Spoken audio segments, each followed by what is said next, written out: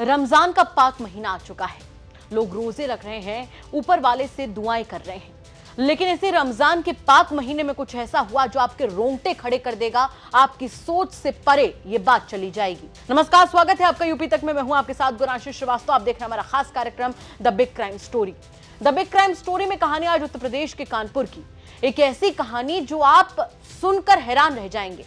दरअसल रमजान का महीना चल रहा था और ऐसे में हुसैनी और अजहर की गर्लफ्रेंड और बीवी, यानी कि हुसैनी की गर्लफ्रेंड और अजहर की बीवी ने उनके साथ शारीरिक संबंध बनाने से मना कर दिया।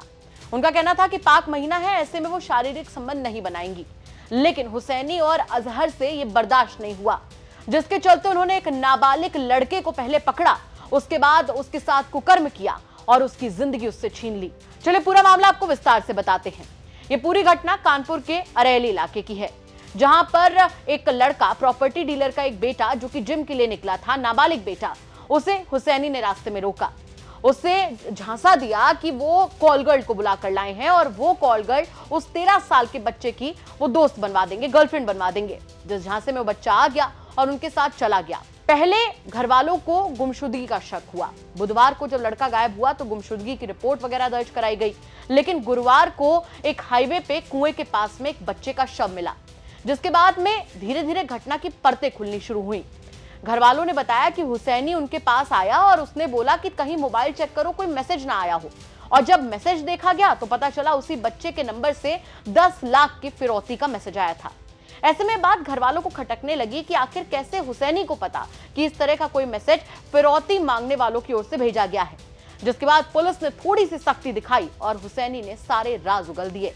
हुसैनी ने बताया कि उसकी गर्लफ्रेंड ने और अजहर उर्फ अज्जू की जो पत्नी है, उसने रमजान के महीने में शारीरिक संबंध बनाने से मना कर दिया था। हुसैनी का कहना था कि उसका और अजहर का बड़ा मन था इस दौरान शारीरिक संबंध बनाने का, तो उन्होंने एक प्लान बनाया। उन्होंने सोचा कि हम इसमें किसी लड़के को पकड़ेंगे।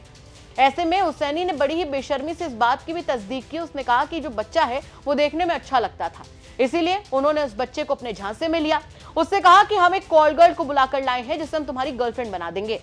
हुसैनी का कहना था कि उस बच्चे की कमजोरी थी कि उसे गर्लफ्रेंड बनाने का बहुत शौक था, जिसके चलते उन्होंने ऐसे उसे अपने झांसे में फंसाया और जंगल ले गए। जिसके बाद पहले उसके साथ दरिंदगी की और उसके बाद उसकी जिंदगी उससे छीन ली। पूरे मामले पर पुलिस क्या कुछ कह रही, चलिए सुनवाते हैं आपको।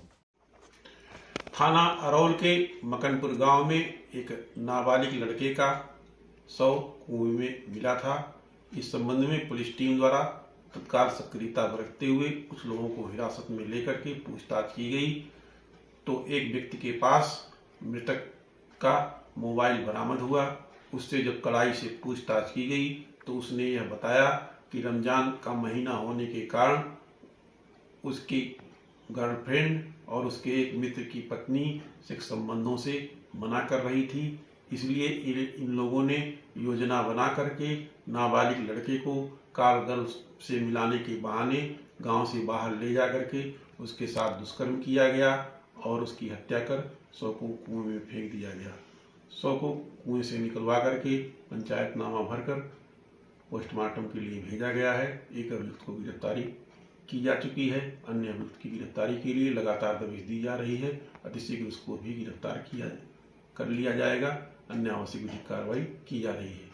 वाकई जहां रमजान के इस पाक महीने में तमाम लोग दुआओं में अपने हाथ उठा रहे हैं, वहीं दूसरी तरफ हुसैनी और अजहर पर जो आरोप लगे हैं वो बेहद गंभीर और संगीन है। ये घटना अपने आप में कई बड़े और गंभीर सवाल खड़े करती है। सबसे बड़ा सवाल तो यहाँ पर यह खड़ा होता है कि अगर अपनी पत्नी और गर्लफ्रेंड का शारीरिक संबंध बनाने से मना कर देना किसी शख्स के दिमाग पर क्या इतना चढ़ सकता है? और उससे बड़ा सवाल यहाँ पर यह खड़ा होता है कि आखिर हुसैनी और अजहर की सोच किस हद तक गिरी हुई थी कि उन्होंने इतनी बड़ी वारदात को अंजाम दिया सिर्फ और सिर्फ शारीरिक संबंधों के चलते। इन तमाम सवालों के साथ आपको छोड़कर जा रहे हैं। साथ ही आपसे भी कहना चाहेंगे कि अगर आपके आसपास के इलाके में कोई ऐसी बड़ी घटना होती है जो कि क्राइम की एक बड़ी खबर बन सकती है, तो हमें कमेंट करके जरूर बताइएगा। हम उसकी तह तक जाएंगे, उसके बाद में उसे खबर के तौर पर आप तक जरूर पहुंचाएंगे। नमस्कार।